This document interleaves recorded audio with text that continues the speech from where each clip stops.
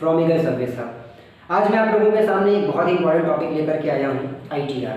Actually ITR सब लोगों ने सुना होगा, अधिकतर लोग ITR के बारे में जानते भी होंगे, बट मुझे ऐसा लगता है कि आज मैं कोशिश करने वाला हूँ ITR को कितने सरल शब्दों में, कितने आसान शब्दों में आप लोगों तक पहुँचा सकूँ, ताकि ये ITR नाम का जो दिमाग पे बहुत एक हैवी सा कुछ फील आता है कि नहीं यार ITR क्या होता है, क्यों होता है, कैसा होता है, या क्यों इसकी फाइलिंग की जाती है। तो इस वजह से मैं सोच रहा हूँ कि आज आपको बताता हूँ बहुत ही आसान शब्दों में कि ITR होता क्या है और क्या इसकी ज़रूरत होती है। या कहीं पर भी हम फाइनेंशियली चीज़ों पर जब भी हम जाते हैं, या फाइनेंशियली चीज़ों में अगर हम बात करें कि जब भी फाइनेंशियल चीज़ों की बात करते हैं तो ये ITR नाम का शब्द सबसे पहले हमारे सामने आ जाता है। तो अगर ये शब्द आता है तो मेरे ख्याल से ये अवेयरनेस भी हम लोगों में होनी चाहिए कि हम ITR नाम की चीज़ों को जाने कि एक्चुअली ITR होता क्या है। चलिए तो हम लोग स्टार्ट करते हैं अपने इंपॉर्टेंट टॉपिक ITR से कि ITR क्या होता है। सबसे पहले हम आपको बताते हैं ITR का फुल फॉर्म होता है इनकम टैक्स रिटर्न फाइल। मैं फिर से रिवाइज करूंगा, ITR का फुल फॉर्म होता है इनकम टैक्स रिटर्न फाइल। जैसा कि आपको नाम से पता चल रहा है इनकम टैक्स रिटर्न फाइल, इसका मतलब ही है कि जब भी आप कोई भी अर्निंग पर्सन होता है या जब भी आप अर्न कर रहे होते हैं तो कुछ ना कुछ उसकी अर्निंग की एक आफ्टर लिमिट, उस लिमिट के बाद में आपको सरकार को टैक्स पे करना होता है। उस टैक्स को पे करने के लिए ही ITR नाम की चीज़ हमारे नज़र में, हमारे लिए बनाई गई है।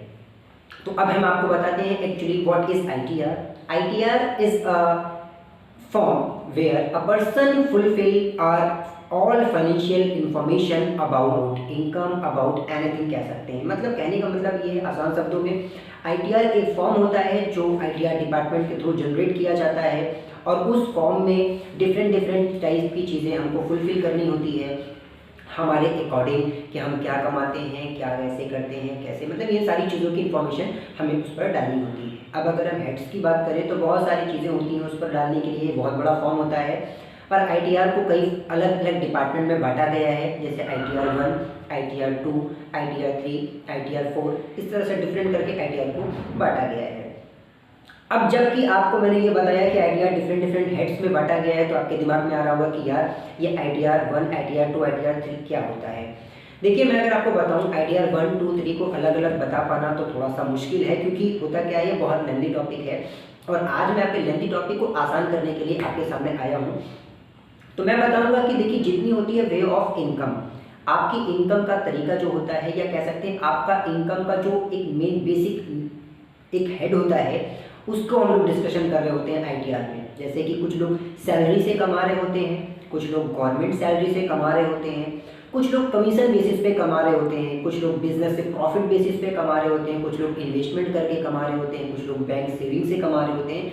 मतलब हमको कमाने के लिए बहुत सारा तरीका दिया गया है, उन तरीकों को अलग अलग हेड में बांटना ही ITR 1, 2, 3, 4 का काम होता है।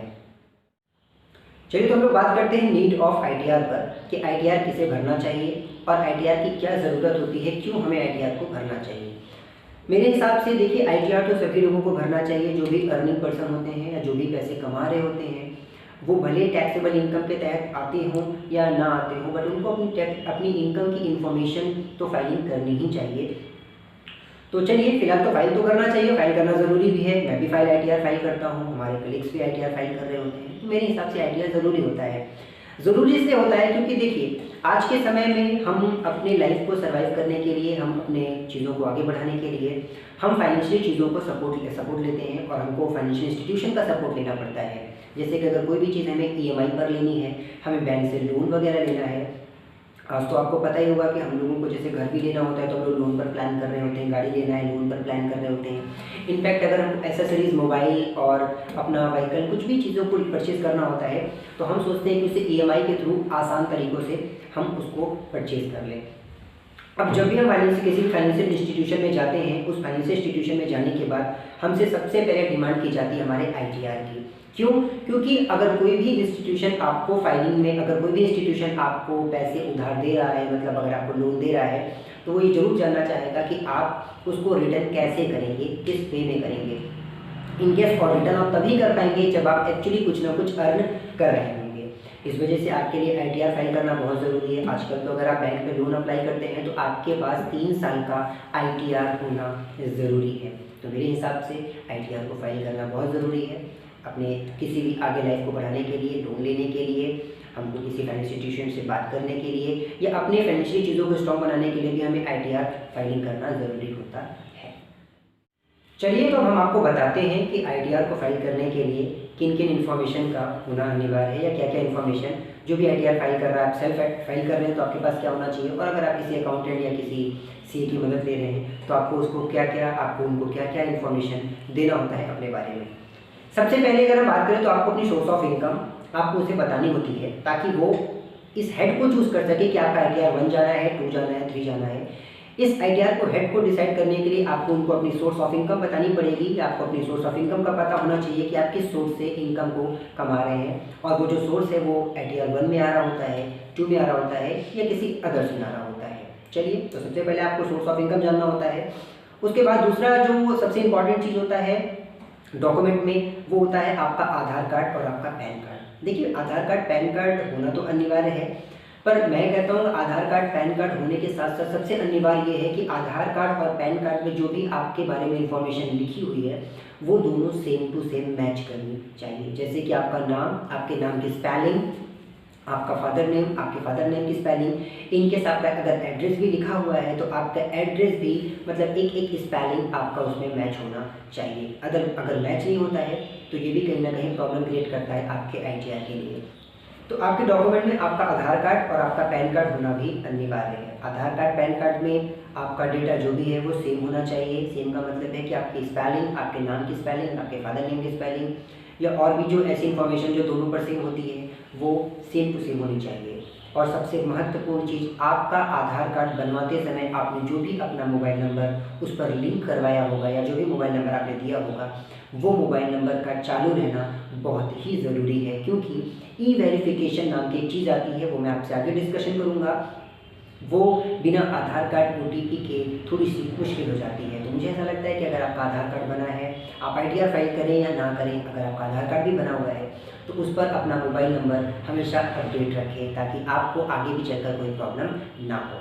तो दूसरा डॉक्यूमेंट हमारा था आधार कार्ड और पैन कार्ड, जिसमें आधार कार्ड और पैन कार्ड का सेम होना बहुत अनिवार्य है। चलिए, अब हम लोग बात करते हैं अपने तीसरे हेड की, कि तीसरा कौन सा हेड हमारे लिए अनिवार्य है ITR को फाइल करने के लिए। आपका बैंक स्टेटमेंट और बैंक इन्फॉर्मेशन। बैंक इन्फॉर्मेशन की अगर मैं बात करूं तो जो भी आपका ITR फाइल कर रहा है उसके पास में आपकी बैंक अकाउंट नंबर, आपका IFSC कोड या फिर आपके बैंक की पासबुक की अगर हम बोलें तो सिंपली पहले पेज की प्रिंट, मतलब जो भी इन्फॉर्मेशन आपके पहले पेज पर प्रिंट होती है, आपका नाम, आपका आधार नंबर, आपका जो भी सारी चीज़ें पर लिंक होती है वो होना अनिवार्य है। बैंक इन्फॉर्मेशन के साथ साथ आपका बैंक स्टेटमेंट भी उनके पास होना अनिवार्य है, क्योंकि बैंक स्टेटमेंट में आपकी सेविंग इंटरेस्ट जो भी एक तरह से इनकम होती है, आपके सेविंग अकाउंट में जो भी पैसा इंटरेस्ट का आया होता है वो, या और भी कुछ ऐसी डिटेल जो CA या जो भी अकाउंटेंट के पास होनी चाहिए आपको ITR फाइल करने के लिए, वो आपके बैंक स्टेटमेंट से उसे मिलती है। तो आपका बैंक स्टेटमेंट भी होना अनिवार्य है। मैं ये नहीं कहता कि बैंक स्टेटमेंट के बिना ITR फाइल नहीं होता है, बहुत सारे लोग बिना बैंक स्टेटमेंट के भी ITR फाइल करते हैं, पर मेरे हिसाब से मुझे ऐसा लगता है कि बैंक ITR फाइल करते समय बैंक स्टेटमेंट का होना अनिवार्य है, क्योंकि बिना बैंक स्टेटमेंट के अगर आप अपना ITR फाइल कराते हैं तो वो थोड़ा सा कहीं ना कहीं आगे चल के प्रॉब्लम क्रिएट कर सकता है। इसलिए मैं कहता हूँ अगर आप ITR फाइल करवा ही रहे हैं और करवाते हैं तो पूरा लीगली और एक फॉर्म में होना बहुत ही ज़रूरी है। और बैंक स्टेटमेंट की अगर मैं बात करूं या बैंक इन्फॉर्मेशन की बात करूं तो सिर्फ एक ही नहीं, जितने भी आपके सेविंग और करेंट बैंक अकाउंट हैं उनका सारा इन्फॉर्मेशन होना, इसमें छुपाने की कोई भी बात नहीं है। आपके पास जितने भी बैंक अकाउंट हैं उन सारे अकाउंट नंबर और सारी डिटेल, सारी इन्फॉर्मेशन आपके अकाउंटेंट या आपके CA के पास में होनी चाहिए, जिनसे आप अपना ITR फाइल करा रहे हैं, ताकि वो आपके ITR फॉर्म पर सारे बैंक अकाउंटों को मेंशन कर सके, ताकि आपको चल के आगे किसी भी इलीगल चीज़ों का या किसी भी गलत चीज़ों का सामना ना करना पड़े या क्वेरीज वगैरह आपके ITR पर ना आए। इस वजह से बैंक स्टेटमेंट पर बहुत फोकस कीजिएगा, और मैं कहता हूँ बैंक स्टेटमेंट जरूरी है आपके ITR फाइलिंग के लिए। चलिए, तो अब हम चौथी चीज़ की बात करते हैं कि चौथा कौन सा ऐसा इंपॉर्टेंट डॉक्यूमेंट है जो आपको ITR करने के लिए आपके लिए इंपॉर्टेंट होता है। तो चौथा जो डॉक्यूमेंट होता है वो आपका होता है ATC की मैं अगर बात करूँ तो अगर सिंपल आपकी लैंग्वेज में अगर मैं बात करूँ तो ये होता है एज अ इन्वेस्टमेंट। आपके नाम पर जो भी आप इन्वेस्टमेंट कर रहे होते हैं वो भी आपके अकाउंटेंट या आपके CA को बताना आपको इम्पॉर्टेंट है कि आप कितने की FD कर रहे हैं, कितना आपकी RD चल रही है। FD मतलब फिक्स डिपॉजिट, RD मतलब रिकरिंग डिपॉजिट, या अगर आपने कहीं म्यूचुअल फंड में भी अगर आपने इन्वेस्ट करके रखा है उसकी इन्फॉर्मेशन भी होना बहुत ही अनिवार्य है। उसके साथ साथ ETC में अगर मैं बात करूं तो आपके लिए आपने जितनी भी अपने नाम पर LIC या जितने भी इंश्योरेंस वगैरह करवा कर रखी है उसका भी इंफॉर्मेशन, मतलब आप जो भी उसकी किस्त जमा कर रहे होते हैं, जो भी आप इंस्टॉलमेंट पे कर रहे होते हैं उसको डिडक्शन में, मतलब ITR फाइलिंग के डिडक्शन में वो आपके लिए हेल्पफुल होता है, तो उसका भी होना बहुत अनिवार्य है। इसके लिए आपको अपना इन्वेस्टमेंट या अपनी इंफॉर्मेशन किसी भी EMI से रिलेटेड आपको अपने अकाउंटेंट को देनी चाहिए। नेक्स्ट चीज़ आती है आपका रेंट। अगर आप डिडक्शन लेना चाहते हैं अपने ITR पर और अगर आप रेंट पे कर रहे हैं, इन केस आपको आपका खुद का घर नहीं है और अगर आप रेंट पर रह रहे हों या आप किसी भी शहर पे या कहीं पर भी आप रेंट पे कर रहे हों, तो रेंट का भी एक डिडक्शन हेड बना होता है जिस पर आप डिडक्ट अपने ITR को डिडक्शन ले सकते हैं। तो आपको रेंट की इंफॉर्मेशन भी वहाँ पर देनी होगी, आप कितना मंथली रेंट पे कर रहे हैं।